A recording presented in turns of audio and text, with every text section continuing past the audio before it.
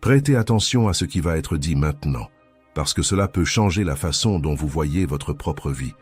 Ce qui vous limite le plus aujourd'hui, ce n'est pas ce qui vous est arrivé.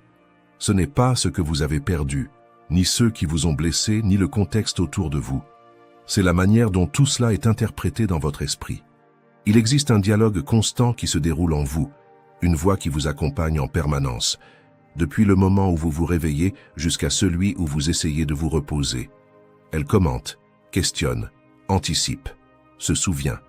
Parfois elle vous protège, et d'autres fois, elle vous freine. Maintenant, réfléchissez calmement. Combien de décisions avez-vous déjà évité de prendre parce que votre esprit vous a convaincu que ce n'était pas encore le moment? Combien de situations avez-vous revécues en restant éveillé jusqu'au beau milieu de la nuit à y penser, alors même que vous ne pouviez plus rien changer à ce qui s'est passé? Cela ne se produit pas par faiblesse, cela se produit parce que cette voix n'a jamais été entraînée. Quand l'esprit n'est pas entraîné, il réagit, amplifie les problèmes, crée des scénarios, vous ramène vers le passé ou vers la peur du futur. Mais cela peut être corrigé, et ce n'est pas une idée nouvelle. C'est un principe qui a déjà été testé dans des situations bien plus difficiles que celles que vous affrontez aujourd'hui. Marc Aurèle, l'un des hommes les plus puissants de son époque, a vécu sous une pression constante, confronté à des guerres, des pertes et des décisions difficiles chaque jour, et pourtant, il est resté stable. Non pas parce que le monde autour de lui était contrôlable, mais parce qu'il a compris quelque chose d'essentiel. La manière dont vous dirigez votre propre esprit définit la manière dont vous affrontez la vie. Dans ses écrits personnels, il ne cherchait pas à enseigner aux autres. Il se rappelait chaque jour comment penser avec clarté, comment ne pas se laisser emporter par l'impulsion, comment maintenir le contrôle intérieur même lorsque tout autour était instable. Et c'est exactement ce type de pratique que vous commencez ici. Rien de complexe, rien de déconnecté de la réalité. Si vous changez la manière dont vous vous parlez, même pendant quelques jours, quelque chose commence à se réorganiser. Les réactions changent, les décisions deviennent plus conscientes, et la manière dont vous faites face aux problèmes change également. Mais cela ne se produit que lorsque cela cesse d'être quelque chose que vous écoutez simplement pour devenir quelque chose que vous appliquez réellement. Alors faites ceci. Si cette idée a du sens pour vous, écrivez « Je prends le contrôle de mon esprit ». Non pas comme un simple commentaire, mais comme une manière de marquer pour vous-même le moment où vous décidez de commencer. Parce que c'est ainsi que le changement commence, de manière simple, consciente et pratique. Réflexion 1. Votre jugement est votre plus grande autorité. Imaginez un instant que vous êtes dans la rue et qu'en prenant votre téléphone pour résoudre quelque chose d'important, vous remarquez que la batterie est sur le point de se décharger. Vous en avez encore besoin, vous êtes en plein milieu de la journée, et immédiatement surgit une pensée automatique. Maintenant, tout va se compliquer, quelle malchance. Vos épaules se tendent, votre respiration change, et votre humeur commence à s'alourdir. Ce n'est pas la batterie qui a changé votre état, c'est le sens que vous avez attribué à ce moment. Maintenant, imaginez une autre personne, dans la même situation, avec le téléphone sur le point de s'éteindre. Elle perçoit le problème, mais pense « D'accord, je vais m'adapter avec ce que j'ai maintenant, et je réglerai ça plus tard. » Elle continue sa journée avec légèreté, en ajustant ce qui est nécessaire, sans transformer cela en un drame intérieur. Quelle est la différence? L'événement est identique. Un téléphone sans batterie, la réalité physique est la même pour les deux. Mais l'expérience intérieure est complètement différente. Et cette différence naît en un seul point, le jugement. C'est l'étiquette que vous donnez à ce qui se passe. C'est la leçon fondamentale que vous devez graver dans votre mémoire. Pendant ces 4 jours, ce ne sont pas les choses qui vous dérangent, mais votre opinion à leur sujet. Votre esprit est une machine à étiqueter. Il ne cesse d'attribuer du sens. Vous classez constamment tout ce que vous voyez comme bon ou mauvais, juste ou injuste, plaisir ou douleur. Et c'est à cet instant, au moment précis où vous étiquetez, que la souffrance commence à se construire. Lorsque vous vous dites « ma journée est ruinée », votre corps réagit comme si c'était réellement le cas. Vous libérez du cortisol, votre rythme cardiaque s'accélère, vous entrez en état d'alerte. Mais observez avec honnêteté, le danger n'est pas dans l'événement, il est dans l'interprétation que vous avez créée à son sujet. La douleur existe, elle fait partie de la vie.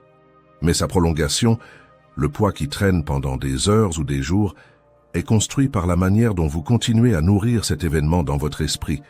Si vous vous cognez l'orteil, il y aura une douleur physique, biologique. Mais si vous passez les 3 heures suivantes à vous plaindre, à insulter la table, à revivre le moment et à vous considérer comme la personne la plus malchanceuse du monde, cela, c'est de la souffrance. C'est quelque chose que vous ajoutez à votre vie.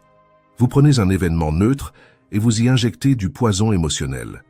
Pendant ces 4 jours, votre tâche est de devenir le gardien de votre perception. Vous devez vous surprendre en train de juger. Lorsque votre supérieur vous confronte, votre premier instinct sera de penser « Il ne me fait pas confiance, c'est un problème, je peux perdre mon travail. » Attendez, c'est un jugement, pas un fait. Le fait est, mon supérieur a signalé une erreur dans mon travail. Et ici, il existe une ligne invisible mais décisive. D'un côté se trouve la réalité, de l'autre se trouve l'histoire que vous racontez à son sujet. C'est là que la réalité s'arrête et que commence votre film mental. Vous devez vous parler avec une objectivité presque clinique. Vous devez dépouiller les événements de votre vie de leurs adjectifs dramatiques. Au lieu de penser « j'ai été irrespecté de manière absurde », dites « quelqu'un a dit quelque chose que je n'ai pas aimé ». En faisant cela, vous retirez le poids émotionnel de l'événement. Et lorsque vous retirez ce poids, vous récupérez le contrôle. Récupérez votre souveraineté. Personne ne peut vous faire sentir inférieur, anxieux ou contrarié sans votre consentement implicite. Vous détenez la clé de votre propre paix. Si vous décidez que quelque chose ne vous affecte pas, cela perd son pouvoir sur vous. C'est simple, mais ce n'est pas facile dans la pratique. Cela demande une vigilance constante. Le mantra que vous devez répéter chaque fois que vous sentez votre sang bouillir ou que l'anxiété vous serre la gorge est « ce n'est ni bon ni mauvais, c'est simplement un événement. Je choisis comment y faire face. J'efface le jugement. J'efface le dommage. » Répétez jusqu'à y croire. Au début, cela semblera forcé, mais peu à peu, vous remarquerez quelque chose de puissant. Un espace entre ce qui se passe et la manière dont vous réagissez. Et c'est dans ce petit espace que réside votre pouvoir. Arrêtez d'être une marionnette des circonstances. Coupez les fils. Si vous éliminez l'opinion selon laquelle vous avez été lésé, le dommage perd sa force. Parce que ce qui n'est pas nourri ne grandit pas. Ne laissez pas votre esprit alimenter le feu des problèmes quotidiens. Maintenez le calme, une lecture précise et la responsabilité sur la manière dont vous répondez à ce que vous vivez. Réflexion 2. Trouvez la paix dans le présent. Votre esprit est un voyageur du temps accro aux catastrophes. Observez-vous maintenant. Il est très probable que votre corps soit assis ici, en train de regarder un écran, dans un endroit relativement sûr, en respirant et avec ses besoins de base satisfaits. Cependant, votre esprit n'est pas ici. Votre esprit erre dans un futur hypothétique qui l'effraie ou plonge dans un passé qui le hante. Et, sans vous en rendre compte, vous commencez à réagir à des choses qui ne se produisent pas. Vous payez des intérêts pour des dettes que vous n'avez même pas encore contractées. L'anxiété n'est rien d'autre qu'une maladie de l'imagination. C'est votre cerveau qui projette des films d'horreur sur des choses qui pourraient arriver. Vous pensez « et si je perdais mon emploi ? Et si c'était le mois prochain ? Et si mon partenaire me quittait dans un an ? Et si je tombais malade quand je serais vieux ?» Vous portez aujourd'hui le poids des 10 prochaines années. Personne, pas même l'homme le plus fort du monde, ne peut supporter le poids du futur accumulé. C'est trop lourd. Et ce n'est pas parce que la vie est insupportable, mais parce que vous essayez de tout vivre en même temps. Mais il existe un piège silencieux dans tout cela. Le futur n'existe pas. C'est une illusion construite par votre esprit. Sénèque l'a dit avec une clarté dévastatrice. Nous souffrons plus dans notre imagination que dans la réalité. Pensez-y. Combien de fois avez-vous passé des nuits blanches à vous inquiéter d'un événement qui, lorsqu'il est finalement arrivé, ne s'est même pas produit? Était-ce vraiment si terrible? Ou pire, n'est-ce jamais arrivé? Vous avez souffert pour rien. Vous avez livré votre paix à un fantôme. La seule réalité, la seule vérité tangible que vous possédez est ce microseconde précis. Le passé est déjà mort. Vous ne pouvez pas le toucher. Vous ne pouvez pas le changer. Ce sont des cendres. Le futur est incertain et lointain. Vous n'avez que le présent. Et c'est précisément pour cela que le présent ne pèse pas. Parce qu'il ne vient jamais chargé de tout, il vient par fragments. Le présent est toujours supportable. Essayez. Ne vous inquiétez pas de savoir si vous pourrez garder votre emploi toute l'année. Demandez-vous, puis-je supporter cette minute exacte? La réponse est toujours oui. Personne ne s'effondre sous le poids du présent immédiat. Nous nous effondrons lorsque nous essayons de porter le présent et toute la semaine suivante en même temps. Pendant ces 4 jours, je veux que vous utilisiez le présent comme votre bunker, votre abri anti-aérien. Lorsque l'anxiété vous attaque, lorsque vous sentez que le monde s'effondre sur vous, coupez le temps, interrompez le flux de l'anticipation et ramenez tout à un seul point. Découpez la réalité en morceaux d'1 seconde. Ne regardez pas le sommet de la montagne que vous devez gravir. Regardez simplement où vous allez poser le pied sur la prochaine marche, car c'est ainsi que toute traversée réelle se fait. Un pas qui tient dans le moment que vous êtes en train de vivre. Si vous traversez une rupture, ne pensez pas à la façon dont vous allez vivre sans cette personne pour le reste de votre vie. C'est écrasant. Demandez-vous, puis-je respirer maintenant? Puis-je faire un café maintenant? Oui, vous le pouvez. Et ensuite, vous gérez la minute suivante. Vivre ainsi ne signifie pas nier le futur. Cela signifie le gérer à partir du seul point de vue que vous possédez réellement. Le présent, car le futur n'est jamais affronté d'un seul coup. Il arrive toujours déguisé en maintenant. La position de pouvoir que vous occupez est celle-ci. Votre dialogue intérieur doit changer radicalement. Arrêtez d'utiliser le « et si cela arrive » et « si ceci arrive ». Commencez à utiliser le « maintenant ». Chaque fois que votre esprit dérive vers le futur et vous apporte de la peur, ramenez-le avec fermeté et douceur à la fois. Dites à votre esprit « Nous ne sommes pas là-bas, nous sommes ici ». La phrase que vous devez répéter lorsque vous vous sentez étouffé par l'incertitude est celle-ci. Il ne me reste qu'à supporter ce moment. Le passé est mort et le futur n'existe pas. Personne ne perd une autre vie que celle qu'il vit maintenant. Répétez-la comme une prière. Sentez l'angoisse se dissiper. En réduisant le temps au présent, vous réduisez le problème à sa véritable taille. Les problèmes deviennent gérables. L'anxiété, qui semblait auparavant un monstre immense, se transforme en petites tâches simples. Concentrez-vous sur la tâche en cours comme si c'était la seule chose qui existait dans l'univers. Faites-la avec excellence, faites-la avec calme. Si vous apprenez à vivre en compartiment d'une journée ou même d'une heure, vous devenez résistant. Vous devenez indestructible, parce que le seul endroit où la vie peut vous atteindre est ici et maintenant. Et ici, vous êtes aux commandes. Réflexion 3. Devenez immunisé à l'opinion des autres. C'est l'un des paradoxes les plus ridicules et tragiques de la condition humaine. Nous nous soucions profondément de qui nous sommes, et pourtant, nous valorisons davantage l'opinion des autres que la nôtre. Nous vivons dans une prison construite avec les briques de ce que les autres vont dire. Vous passez des heures à choisir vos vêtements, à éditer vos photos, à surveiller vos mots et à ajuster votre comportement. Non pas parce que vous le voulez, non pas parce que cela représente qui vous êtes, mais parce qu'il existe une peur silencieuse de ne pas être accepté. Vous êtes terrifié à l'idée qu'un inconnu, quelqu'un que vous ne respectez peut-être même pas, puisse avoir une mauvaise impression de vous. Marc Aurèle, l'homme le plus puissant de son époque, s'étonnait de cette contradiction humaine. Il se demandait « Pourquoi accordons-nous tant d'importance aux applaudissements de personnes que nous n'aimons même pas ?» Pensez-y. Si vous connaissiez vraiment la plupart des personnes dont vous cherchez l'approbation, si vous voyez leurs défauts, leurs insécurités, leurs jugements erronés et leur manque de discernement, chercheriez-vous encore cette validation? Probablement pas. Et pourtant, vous leur donnez quelque chose de bien trop précieux. Le contrôle sur la façon dont vous vous sentez avec vous-même.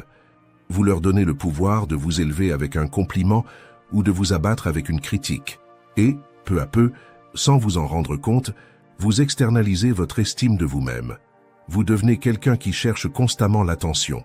Et le pire, c'est que cette quête d'approbation vous éloigne de vous-même. Vous cessez d'être qui vous êtes pour devenir le personnage que vous pensez que les autres veulent voir. Et chaque fois que vous vous ajustez pour entrer dans les attentes des autres, vous vous éloignez de votre propre vérité. Vous vous trahissez pour plaire à la foule, et cette trahison a un prix très élevé. Votre paix intérieure et votre intégrité. Il n'existe pas de paix possible lorsque vous devez jouer un rôle en permanence. La véritable liberté est celle que personne ne peut vous enlever. Elle commence le jour où vous décidez d'avoir votre propre opinion sur vous-même. Vous êtes la seule chose qui compte. Cela ne signifie pas être arrogant ou ignorer les conseils constructifs. Cela signifie avoir un système d'évaluation interne. Si vous savez que vous avez fait ce qui est juste, si vous avez agi avec justice, courage et bonté, qu'importe si le monde vous hue. Les hués parlent d'eux, pas de vous. Leur réaction est le reflet de leur regard, pas de votre valeur. Imaginez que vous êtes un musicien qui a joué une pièce parfaite. Vous n'avez raté aucune note. Vous vous êtes donné entièrement. Mais le public, qui ne comprend rien à la musique, vous hue. Devriez-vous vous sentir mal? Non. Vous savez que la performance était impeccable. Leur ignorance ne change pas la qualité de votre exécution. Leur erreur ne doit pas devenir votre doute. De la même manière, si vous agissez correctement dans votre vie et que quelqu'un vous critique, c'est le problème de cette personne. C'est sa perception, pas votre réalité. Toutes les critiques ne méritent pas d'être absorbées. Certaines doivent simplement être ignorées avec lucidité. Pendant ces 4 jours, vous allez pratiquer l'indifférence sélective. Lorsque quelqu'un vous critique, lorsque vous ressentez une pression sociale, lorsque vous avez peur de vous exposer ou d'être différent, arrêtez-vous. Rappelez-vous que les gens pensent beaucoup moins à vous que vous ne l'imaginez. Chacun est occupé à penser à lui-même, préoccupé par son image et par ce que les autres vont dire. Vous n'êtes pas le centre de leur attention et cela, loin d'être un problème, est votre liberté. Vous êtes libre parce que vous êtes invisible pour la plupart, mais même s'ils vous observent, même s'ils vous jugent, votre posture doit rester intacte. Vous devez développer une carapace solide. Ne laissez pas votre humeur osciller en fonction du climat social. Si l'on vous félicite, ne vous y perdez pas. Si l'on vous critique, ne vous déstabilisez pas, parce que dès que vous dépendez de la réaction des autres, vous perdez le contrôle de vous-même. Lorsque vous ressentez cette peur sociale, ce besoin de vous conformer ou de taire votre vérité pour ne pas déranger, répétez-vous avec conviction. Je n'échangerai pas ma vérité contre l'approbation de qui que ce soit. Ma conscience est mon seul juge et mon seul témoin. Si je suis en paix avec moi-même, le monde peut penser ce qu'il veut. Et cette décision, lorsqu'elle est maintenue, devient une force. Vous cessez d'être un acteur en quête d'applaudissements et vous devenez responsable de votre propre direction. Soyez le réalisateur de votre propre vie. L'opinion des autres est du bruit. Votre conscience est le signal. Suivez toujours ce signal et soyez fidèle à vous-même. Vous devez vous choisir avant toute autre personne. À la fin de la journée, lorsque vous poserez la tête sur l'oreiller, vous serez seul avec vous-même. Assurez-vous d'aimer la personne avec qui vous dormez. Réflexion 4. La dichotomie du contrôle. Nous vivons épuisés, regardez-vous. Observez votre niveau d'énergie mentale à la fin de la journée. Vous êtes épuisé, mais non pas parce que vous avez fait des milliers de choses ou porté des charges lourdes. Vous êtes épuisé parce que vous passez votre vie à essayer de contrôler l'incontrôlable. Vous sortez de chez vous pour résoudre un problème simple dans la rue et en chemin, vous remarquez que votre téléphone est déchargé. À cet instant, l'esprit s'emballe. Et si j'ai besoin d'appeler? Et si quelque chose tourne mal? Et maintenant? Le problème n'est pas le téléphone, c'est la tentative de contrôler tout ce qui pourrait en découler. Vous passez la journée anxieux à penser s'il va pleuvoir, si le trafic va avancer, à cause de ce que cette personne a pensé en vous voyant, si l'économie mondiale s'effondre, si votre partenaire a aimé le cadeau. Vous portez sur vos épaules le poids d'un univers qui ne vous appartient pas. L'anxiété, fondamentalement, est une erreur de calcul. C'est l'écart douloureux entre la manière dont vous voulez que le monde soit et la manière dont il est. Le monde fonctionne ainsi. Plus vous essayez de forcer la réalité à correspondre à vos désirs, plus vous souffrez. Et c'est exactement ici qu'apparaît l'outil le plus tranchant de l'arsenal stoïcien, une lame qui coupe l'anxiété à la racine, la dichotomie du contrôle. Vous devez comprendre cela avec une clarté absolue. Dans la vie, il existe 2 catégories de choses, celles qui dépendent de vous et celles qui ne dépendent pas de vous. Ce qui dépend de vous, vos pensées, vos actions, vos intentions, vos valeurs, vos efforts et votre caractère. Cela vous appartient, votre territoire. Là, vous êtes le souverain absolu. Ce qui ne dépend pas de vous, tout le reste, la réputation, la santé, vous pouvez prendre soin de vous et tomber malade quand même. La richesse, le climat, le trafic et surtout les actions et les pensées des autres. Le problème, c'est que vous avez investi votre bonheur dans cette seconde catégorie. Vous avez misé votre paix intérieure sur des choses que vous ne pouvez pas contrôler. C'est comme aller au casino et placer tout votre argent sur un seul numéro à la roulette. C'est un pari perdant. Si votre bonheur dépend de cela, c'est parce que vous misez tout. Si votre paix dépend des performances de votre enfant, vous êtes prisonnier de ce résultat. Si elle dépend du fait que votre voisin ne fasse pas de bruit, vous êtes prisonnier de votre voisin. Et celui qui dépend de l'extérieur pour rester en paix vit dans une vulnérabilité constante. Imaginez-vous comme un archer. Vous avez un arc, une flèche et une cible. Tout ce qui se passe avant de lâcher la flèche dépend de vous. La qualité de l'arc, la tension de la corde, votre posture, votre respiration, votre concentration. C'est là que vous devez concentrer toute votre énergie. Mais au moment précis où la flèche quitte la corde, elle ne vous appartient plus. Le vent peut la dévier, la cible peut bouger, ou quelque chose d'imprévu peut se produire. Si vous conditionnez votre succès au fait de toucher la cible, vous vivrez dans la peur. Mais si vous définissez le succès comme le fait de réaliser le meilleur tir possible, alors vous devenez inébranlable, parce que cela dépend toujours de vous. Pendant les prochains jours, chaque fois que vous ressentirez une inquiétude, soumettez-la à un interrogatoire direct. Demandez-vous, est-ce totalement sous mon contrôle? Si la réponse est non ou seulement partielle, vous devez laisser cela de côté. Cela ne vous rend pas irresponsable, cela vous rend lucide. Vous n'abandonnez pas le problème, vous abandonnez la souffrance inutile. Si vous êtes coincé dans le trafic, par exemple, crier et frapper le volant ne fera pas avancer les voitures. Cela ne fera qu'augmenter votre tension. Le trafic ne dépend pas de vous. Votre réaction au trafic, oui.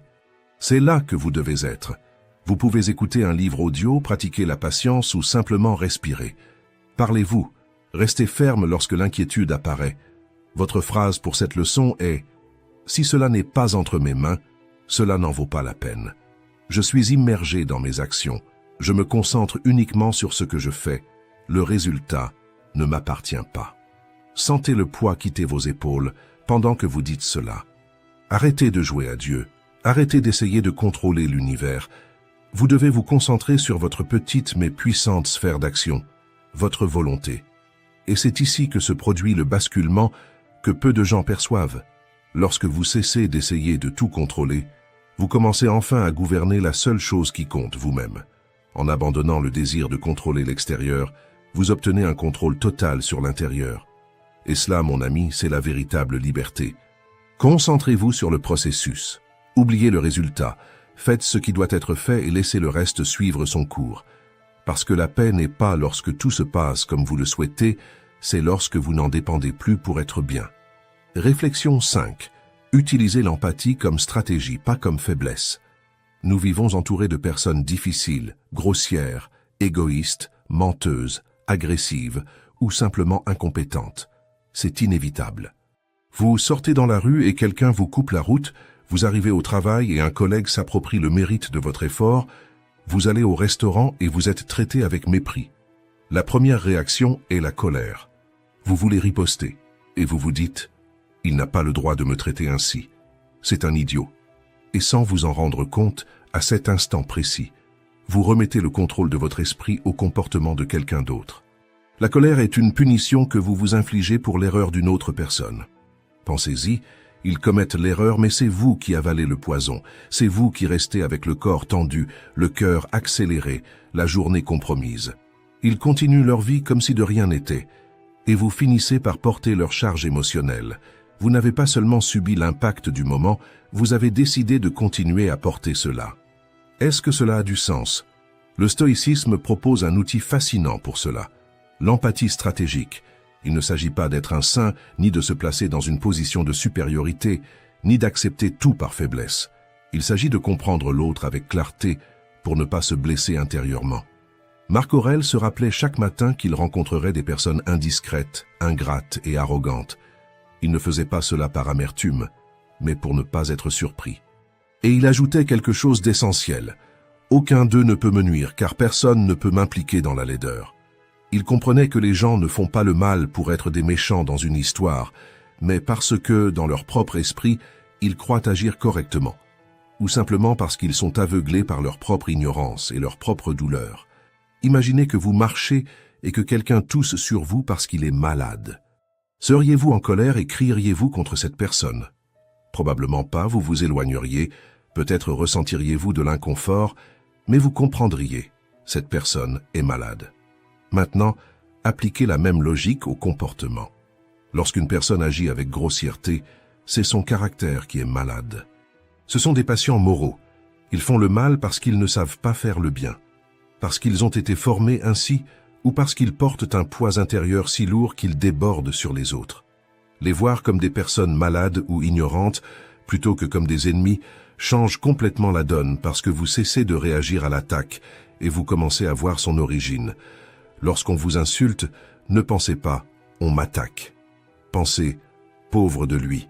Quel type d'enfer se déroule dans l'esprit de cette personne pour qu'elle ait besoin d'agir ainsi? Soudain, vous cessez d'être la victime et vous devenez l'observateur. Et celui qui observe avec clarté ne se perd pas dans la réaction, ne prend rien personnellement. Ce que les gens disent parle davantage de leurs propres blessures que de votre caractère. Très souvent, vous êtes simplement l'écran sur lequel ils projettent leur propre chaos.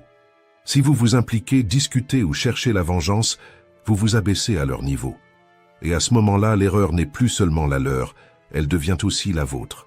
Pendant ces 4 jours, votre défi est de ne pas réagir. Lorsque vous sentez l'étincelle de l'offense apparaître, éteignez-la avec l'eau froide de la compréhension. Arrêtez-vous, respirez et choisissez consciemment de ne pas alimenter ce qui ne mérite pas de grandir en vous. Rappelez-vous, la meilleure vengeance est d'être différent de celui qui a causé le tort. S'il crie, restez silencieux. S'il provoque, ne bougez pas. S'ils essaient de vous atteindre, ne donnez pas de réponse émotionnelle, car ce qui ne trouve pas de réaction perd de sa force. Maintenez votre élégance, votre mantra pour gérer les personnes difficiles et protéger votre énergie est « Ils agissent par ignorance, par douleur ou par intérêt personnel. Ce n'est pas à propos de moi. Cela reflète leurs blessures, pas ma valeur. Je ne laisserai pas leur obscurité éteindre ma lumière. La meilleure vengeance est de ne pas être comme eux. Répétez cela jusqu'à sentir un bouclier se former autour de vous. Les insultes ne s'attachent pas. Les provocations ne vous dominent pas. Vous restez ferme et plus vous maintenez cette posture, moins le monde extérieur peut vous déstabiliser. Ne descendez pas au niveau de ceux qui vivent dans le conflit, car chaque fois que vous descendez, vous vous éloignez de la personne que vous essayez de devenir. Votre place n'est pas dans la réaction, elle est dans la conscience. Laissez-les avec leurs propres conflits. Vous avez des choses plus grandes à construire que de vous perdre dans de petites offenses. Réflexion 6. La vérité radicale qui change votre vie. Regardez-vous dans le miroir. Non, je ne parle pas de ce regard rapide que vous jetez à vous-même avant de sortir de chez vous pour voir si vos cheveux sont en place, mais d'un type de regard que la plupart des gens évitent, celui qui ne cherche pas l'apparence, mais la confrontation. Regardez bien dans vos yeux et demandez-vous « Qui suis-je en train de tromper ?» Le mensonge le plus dangereux n'est pas celui que vous racontez à votre patron quand vous arrivez en retard, ni celui que vous dites à votre partenaire pour éviter une discussion. Le mensonge le plus dévastateur est celui que vous vous racontez à vous-même, parce que ce n'est pas seulement une phrase que vous dites, c'est une narration que vous commencez à croire. Vous vous répétez chaque jour de petites choses pour protéger votre ego, pour éviter de ressentir de la culpabilité, pour justifier pourquoi vous ne faites pas ce qui doit être fait. Vous vous répétez que vous êtes là où vous devriez être. Nous devenons des maîtres de l'auto-illusion. Vous dites « Je n'ai pas le temps de faire du sport », alors qu'en réalité ce n'est pas une priorité et que vous préférez regarder des séries. Vous dites « Ma relation est compliquée », alors que la vérité est que vous avez peur d'être seul et que pour cela vous tolérez l'inacceptable. Vous dites « Je commence demain », alors qu'en réalité vous avez peur d'échouer aujourd'hui. Ces petits mensonges apparemment inoffensifs sont les briques avec lesquelles vous construisez la cellule de votre stagnation. Continuez à croire à vos propres excuses et à les inventer, et vous ne sortirez jamais de cette situation. Le stoïcisme exige cela. Une honnêteté brutale. Marc Aurèle a dit « Si quelqu'un peut prouver que j'ai tort, je changerai volontiers, car je cherche la vérité, et la vérité n'a jamais fait de mal à personne. » Observez cette dernière partie. La vérité ne fait pas mal ce qui fait mal. C'est de vivre dans une illusion qui, tôt ou tard, s'effondre. La vraie croissance, ce changement profond que vous recherchez, ne peut se produire que sur le terrain solide de la réalité, pas dans le marécage de vos justifications. Tant que vous déformez la vérité, vous déformez aussi la direction de votre propre vie. Vous devez être capable de faire un audit de votre vie sans anesthésie. Imaginez que vous êtes un chirurgien et que votre vie est le patient.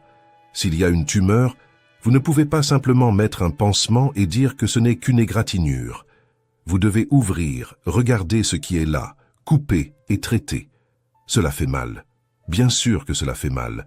Admettre que vous avez été paresseux, que vous avez été envieux, que vous avez été lâche ou que vous vous êtes écarté du chemin est douloureux. Mais c'est une douleur qui nettoie, qui organise et qui vous repositionne. Le confort des mensonges, en revanche, est une morphine qui vous anesthésie pendant que votre vie continue de se détériorer.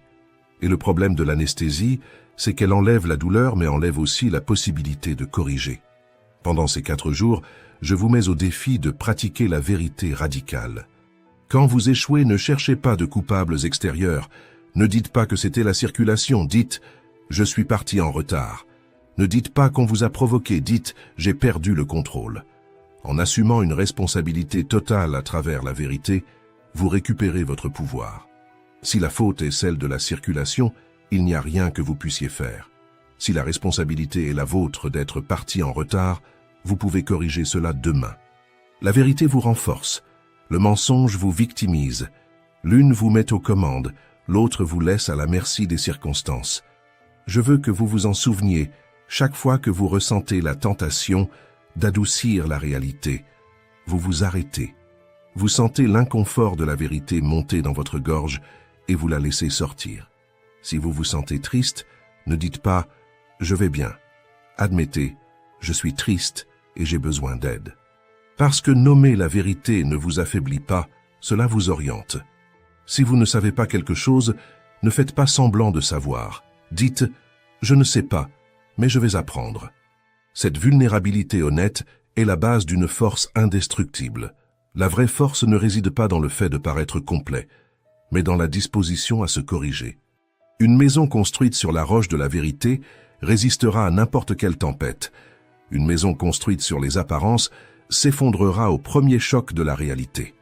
Votre mantra pour briser les chaînes de l'auto-illusion, la phrase que vous devez utiliser comme un bistouri mental, est « Je préfère être blessé par la vérité que réconforté par un mensonge. Si j'ai commis une erreur, je l'admets, je corrige et j'avance sans culpabilité. » Répétez cela quand l'ego tente de se défendre. La vérité vous libérera, mais d'abord elle va vous confronter, acceptez cela. Si vous ressentez de l'inconfort en faisant face à la vérité, ce n'est pas un signe d'erreur, c'est un signe de croissance. C'est le moment exact où vous cessez de vous tromper vous-même et commencez réellement à vous transformer. Arrêtez d'être l'otage de vos propres excuses, soyez l'architecte de vos propres principes et le constructeur de votre réalité. Ce n'est qu'à partir de la vérité que vous pouvez commencer de manière solide à construire la vie que vous méritez réellement. Réflexion 7. L'obstacle est le chemin. La vie va vous surprendre et ce n'est pas une possibilité, c'est une certitude. Vous aurez des plans parfaits qui s'effondreront à la dernière seconde, vous ferez confiance à des personnes qui vous décevront, vous travaillerez dur sur des projets qui ne porteront pas de fruits. Et face à cela, vous avez 2 options. Vous pouvez pleurer, vous plaindre et demander « Pourquoi cela m'arrive-t-il » Ou vous pouvez faire un choix plus rare, plus difficile et beaucoup plus puissant. Utilisez ce qui s'est passé en votre faveur. Ou vous pouvez faire ce que faisaient les stoïciens, pratiquer l'alchimie mentale, transformer ce qui semblait être un blocage en matière première pour la croissance. L'adversité est l'or de l'opportunité. La plupart des gens voient les problèmes comme des barrières. Ils voient un mur sur la route et s'arrêtent, font demi-tour ou s'assoient en attendant que quelqu'un le retire. Le stoïcien voit le mur et pense « Parfait, ce mur est ma chance d'apprendre à grimper. Ce mur est ma chance de construire une échelle. Ce mur va me renforcer. » Il ne nie pas la difficulté. Il redéfinit son rôle dans sa propre vie. C'est la philosophie centrale de l'obstacle et le chemin. Marc Aurèle a écrit l'une des phrases les plus puissantes de l'histoire de l'humanité. Ce qui empêche l'action favorise l'action. Ce qui se dresse sur le chemin devient le chemin. Relisez cela. L'obstacle ne vous empêche pas, l'obstacle vous repositionne. C'est une nouvelle direction. Imaginez un feu intense. Si vous y jetez une petite branche, il la consume. Si vous y jetez un tronc énorme, au début il semble que le feu va s'éteindre. Mais très vite il engloutit le bois et le transforme en encore plus de feu. Le feu devient plus grand, plus chaud et plus lumineux, grâce exactement à ce qui semblait devoir l'éteindre. C'est ainsi que vous devez fonctionner, non pas en résistant à l'impact, mais en absorbant et en transformant. Vous devez être ce feu. Tout ce que la vie vous donne doit devenir du combustible. Vous avez perdu votre emploi? Ça fait mal. Oui, mais la douleur n'a pas besoin d'être la fin de l'histoire. Elle peut être le début d'une direction plus alignée. C'est du combustible pour entreprendre le projet que vous avez toujours voulu ou trouver un endroit où vous serez réellement valorisé. Votre partenaire vous a quitté? Ce n'est pas seulement une perte, c'est aussi une invitation forcée à reconstruire votre base, à vous reconnecter à vous-même et à apprendre à être indépendant. Vous vous êtes blessé? Alors la vie vous a ralenti de force, peut-être pour vous enseigner quelque chose que vous ignoriez en mouvement. C'est du combustible pour entraîner votre patience et étudier la stratégie pendant que votre corps récupère. Il n'existe donc aucune situation, aussi difficile soit-elle, qui ne contienne pas la graine d'un avantage si vous avez le courage de la chercher. Et ce courage n'est pas émotionnel, c'est une décision consciente de regarder au-delà de l'impact initial. Arrêtez de qualifier les événements comme des problèmes et commencez à les qualifier comme des exercices. La vie est votre salle d'entraînement, les personnes difficiles sont vos poids. Les crises sont vos séances d'intensité. Et comme dans l'entraînement, ce n'est pas le confort qui renforce, c'est la résistance. Ne vous plaignez pas du poids, soulevez-le. Si vous demandez de la force, la vie ne vous donnera pas une force magique, elle vous donnera des difficultés pour que vous deveniez plus fort en les surmontant, parce que la force ne se reçoit pas, elle se construit sous pression. Pendant ces 4 jours, les plaintes inutiles sont interdites. Si vous rencontrez un obstacle, interdisez-vous de dire « je ne peux pas ». Cette phrase ferme des possibilités avant même que vous ne les testiez. À la place, demandez-vous « comment puis-je utiliser cela? Quelle vertu cela exige-t-il de moi? Peut-être de la patience, peut-être de la créativité, peut-être de l'humilité. Quoi que ce soit, utilisez-le. Parce que chaque situation difficile est déjà accompagnée de la compétence qu'elle cherche à développer en vous. Vous n'êtes pas une victime des circonstances. Vous êtes un maître de judo. Utilisez la force du problème contre lui-même. Quand le monde vous ferme une porte, ne restez pas à regarder la poignée. Forcez, contournez, trouvez une autre entrée. Votre mantra pour transformer l'adversité en avantage est « ce qui empêche l'action favorise l'action ». Ce n'est pas un blocage, c'est une opportunité. Tout est du combustible pour moi. Répétez cela intérieurement lorsque vous vous sentez bloqué. Sentez votre énergie changer. Vous passez de la passivité à l'action dirigée. Vous passez de la réaction à la stratégie. Le mouvement est plus puissant que la frustration prolongée. Le monde appartient à ceux qui sont capables de prendre le chaos et de le transformer en ordre. N'attendez pas les conditions parfaites. Elles n'existeront jamais. L'action se produit toujours dans des contextes imparfaits, et c'est précisément cela qui la rend précieuse. Utilisez ce que vous avez là où vous êtes, et avancez. L'obstacle est le chemin. Parcourez-le et plus vous avancez dessus, plus vous devenez fort pour les suivants. Ce que vous venez d'entendre ne sont pas seulement de belles phrases à publier en statut. Ce sont des outils de combat mental, les armes que certains des hommes et des femmes les plus forts de l'histoire ont utilisées pour se construire. Ce sont 7 réflexions, 7 mantras, 7 clés pour libérer votre esprit. Mais savoir cela est inutile si vous ne l'appliquez pas, parce que la connaissance immobile ne transforme pas, elle illusionne. Si vous quittez cette vidéo et revenez à vous plaindre, à procrastiner, à haïr et à vivre dans la peur, alors cela n'aura été que du divertissement. Et le divertissement ne change pas le destin, la décision le fait. Je sais qu'il existe quelque chose en vous qui se reconnaît dans ce message. Cette philosophie a parlé à une partie de vous qui en a assez de s'auto-saboter et qui veut réellement reprendre le contrôle. Le défi est simple, 4 jours, seulement 96 heures. Pendant les 4 prochains jours, observez votre esprit comme un faucon, attentif, précis, sans rien laisser passer. Lorsque la voix négative apparaît, écrasez-la avec l'un de ces mantras. Ne négociez pas, ne discutez pas, interrompez. Lorsque l'anxiété frappe à la porte, n'ouvrez pas. Lorsque la paresse vous invite à arrêter, souvenez-vous, vous êtes en train de construire quelque chose de plus grand que le confort immédiat. Parlez-vous avec respect, autorité et vérité, parce que la manière dont vous vous traitez définit le type de personne que vous devenez. Ne sous-estimez pas le pouvoir de cet exercice. Les neurosciences ont déjà prouvé que le cerveau est plastique. Il se façonne selon la manière dont vous l'utilisez. Autrement dit, vous n'êtes pas figé, vous êtes en entraînement constant. La question est, par vous ou par le hasard? Si vous répétez ces vérités à vous-même chaque jour pendant 4 jours, vous commencerez à créer de nouvelles connexions mentales. Ce qui aujourd'hui demande de l'effort deviendra demain plus naturel, puis finira par faire partie de ce que vous êtes. Et lorsque cela se produit, vous n'avez plus besoin de lutter contre vous-même. Vous commencez à agir en votre faveur. Vous n'êtes plus la même personne qui a commencé cette vidéo, maintenant vous avez les outils. La question est, avez-vous le courage de les utiliser? Parce que connaître le chemin est commun, le parcourir est ce qui sépare l'intention de la transformation. Si vous acceptez le défi, si vous vous engagez à être le maître de votre esprit pendant les 4 prochains jours, laissez un commentaire, écrivez « Mon esprit et mon empire ». Faites-en un engagement public, parce que ce que vous déclarez avec clarté, vous avez tendance à le soutenir avec plus de force. Signez ce contrat avec vous-même, lisez-le, croyez-y et vivez selon lui.